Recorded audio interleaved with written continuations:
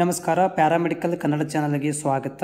ಈ ವಿಡಿಯೋದಲ್ಲಿ ನಾನು DMLT, OT ಮತ್ತು ಡಯಾಲಿಸಿಸ್ ಟೆಕ್ನಿಷಿಯನ್ಸ್ ಈ ಮೂರು ಕೋರ್ಸ್ಗಳಿಗೆ ಕಾಮನ್ ಆಗಿರುವಂಥ ಒಂದು ಟಾಪಿಕ್ ಇದೆ. ಮೈಕ್ರೋಬಯಾಲಜಿ ಟಾಪಿಕ್ ಇದು.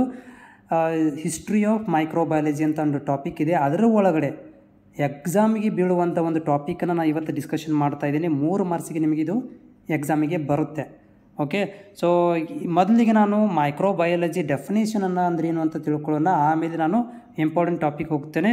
ಸೊ ನೋಡಿ, ಮೈಕ್ರೋಬಯಾಲಜಿ ಅಂದ್ರೇನು? Microbiology is the study of biology of microscopic organisms. ಅಂದರೆ it is a study of biology of, ಅಂದರೆ ಬಯಾಲಜಿಯಲ್ಲಿ ಮೈಕ್ರೋಸ್ಕೋಪಿಕ್ದಿಂದ ಏನು ಸೂಕ್ಷ್ಮಾಣುಜೀವಿಗಳನ್ನು ನೋಡ್ತೀವಿ ಅದರ ಬಗ್ಗೆ ಅಧ್ಯಯನ ಮಾಡುವಂಥ ಒಂದು ವಿಭಾಗ ಮೈಕ್ರೋಬಯಾಲಜಿ. ಅಥವಾ ಇನ್ನೊಂದು ಶಬ್ದದಲ್ಲಿ ಹೇಳೋದಾದರೆ, ಸೊ ಒಂದು ಮೈಕ್ರೋಸ್ಕೋಪಿಕ್ ಅಂದರೆ ಮೈಕ್ರೋಸ್ಕೋಪಿಕ್ ಆರ್ಗ್ಯಾನಿಸಮ್ಗಳ ಬಗ್ಗೆ ಅಧ್ಯಯನ ಮಾಡುವಂಥ ಒಂದು ವಿಭಾಗ ಮೈಕ್ರೋಬಯಾಲಜಿ. ಉದಾಹರಣೆಗೆ ಯಾವೆಲ್ಲ ಮೈಕ್ರೋ ಆರ್ಗ್ಯಾನಿಸಮ್ಗಳು ಬರ್ತವೆ ಅಂತಂದರೆ, ವೈರಸ್ ಇರ್ಬೋದು, ಬ್ಯಾಕ್ಟೀರಿಯಾಗಳು, ಆಲ್ಗಿಗಳು, ಫಂಗೈಗಳು, ಸ್ಲೈಮ್ ಮೋಲ್ಸ್ಗಳು, ಪ್ರೋಟೋಜೋಗಳು. ಇವು ನಮಗೆ ನಾರ್ಮಲ್ ಕಣ್ಣಿನಿಂದ ನೋಡಲಿಕ್ಕೆ ಸಾಧ್ಯವಿಲ್ಲ. ಆದರೆ ಇವುಗಳನ್ನು ನಾವು ಮೈಕ್ರೋಸ್ಕೋಪ್ ಮುಖಾಂತರ ನೋಡಿದಾಗ ಇವುಗಳ ಆಕಾರ ಬಗ್ಗೆ, ಇವುಗಳ ಪಾರ್ಟ್ಸ್ಗಳ ಬಗ್ಗೆ ನಾವು ಕಣ್ಣಾರೆ ನೋಡಬಹುದು ಮತ್ತು ತಿಳಿದುಕೊಳ್ಳಬಹುದು. ಈ ಒಂದು ಅರ್ಥೈಸುವಂಥ, ಈ ಒಂದು ಸೂಕ್ಷ್ಮಾಣುಜೀವಿಗಳ ಬಗ್ಗೆ ಅಧ್ಯಯನ ಮಾಡಿಸುವಂಥ ಒಂದು ವಿಭಾಗ ಮೈಕ್ರೋಬಯಾಲಜಿ.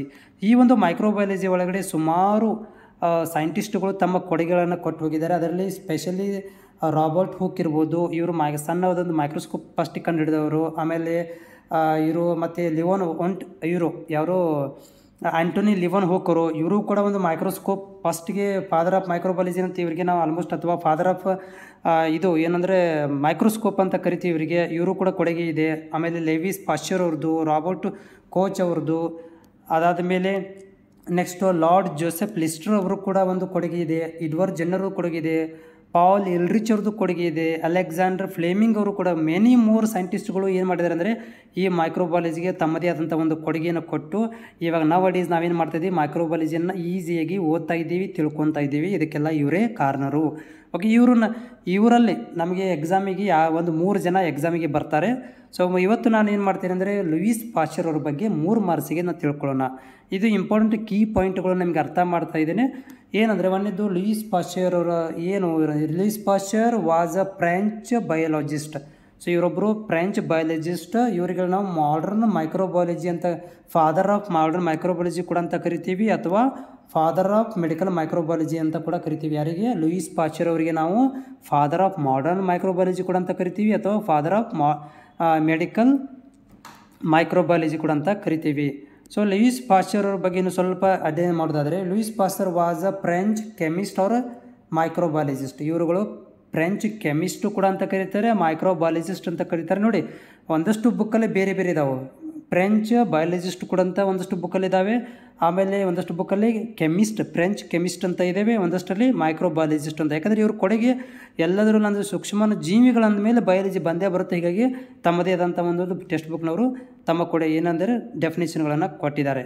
ನೆಕ್ಸ್ಟ್ ಇಲ್ಲಿ ಒಂದೇದೇನಾಯಿತು, he was a father of modern microbiologist, ಅಥವಾ ಫಾದರ್ ಆಫ್ ಮೈಕ್ರೋಬಯಾಲಜಿ, ಅಥವಾ ಫಾದರ್ ಆಫ್ ಮಾಡರ್ನ್ ಮೈಕ್ರೋಬಯಾಲಜಿ, ಅಥವಾ ಮೆಡಿಕಲ್ ಮೈಕ್ರೋಬಯಾಲಜಿ. ಎರಡನೇದು, he was a chemist and microbiologist. 3ನೇ point, Louis Pasteur the father of fermentation, ಹುದುಗುವಿಕೆ ಅಂತ ಕರಿತೀವಿ. ಫರ್ಮೆಂಟೇಷನ್ ಅಂತಂದರೆ ಈಗ ಹಾಲಿದ್ದು ಮೊಸರು ಆಗ್ತದಲ್ಲ, ಅದಕ್ಕೆ ನಾವು ಫರ್ಮೆಂಟೇಷನ್ ಕ್ರಿಯೆ ಅಂತ ಕರಿತೀವಿ.